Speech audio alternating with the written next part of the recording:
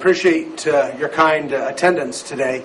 My last visit to India was at the end of 2007. I had the privilege of being invited to speak in a series of seminars across the country, mostly attended by your countrymen who were the growing stars in the life insurance industry in India. You might be interested to know that, of course, my background comes from the employee benefits side of the insurance profession with, in fact, as of next Tuesday, 32 years of experience in that field, and since 1992, exclusively working with the largest Indian multinationals in the U.S., serving their employee base.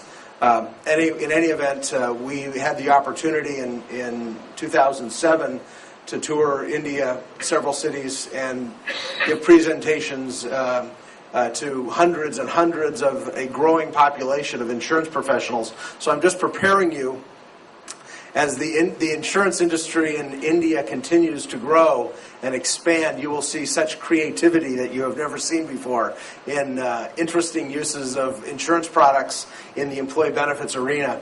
That's a little bit of my background. Just to give you a snapshot of why I was asked to be here today and why we're honored to share a few minutes with you. My career started in California, in the U.S., originally in '78 when I had just graduated from university, and built a career, a general practice life and health insurance career working with small businesses.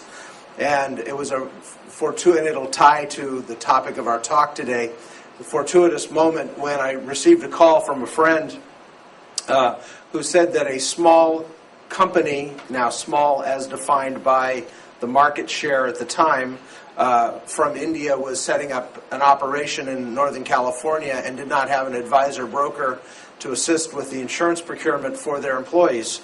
And would I be interested in helping the client? And I had said, certainly I would. And I said, how did you get this call? And he said, well, his firm handled the insurance benefits for a company called Tata. And he said Tata was a fairly large client with a few hundred employees in the U.S. at the time. And he said, this is a company similar to Tata, name is Wipro, and would you be willing to work with them? And I said, sure. And of course, I had no knowledge at all of the Indian marketplace or the Indian multinational. And so Wipro was a small 50-person company with 50 employees scattered around the U.S. And I had the opportunity to work with a gentleman by the name of Subruto Bakshi, who is now a senior person at Mindtree. And we put together a benefit plan for the employees. And what we came to realize very quickly is that what was really needed was less about insurance procurement, although that was important.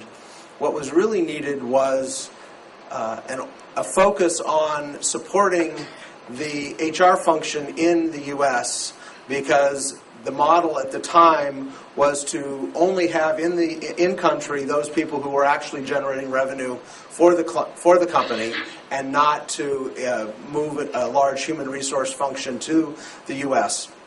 So over time, over several years, of course, that relationship grew as the employee headcount grew in the U.S., and we started to build services and support mechanisms around the HR function as it related primarily to employee benefits. The relationship with Wipro has lasted over 18 years.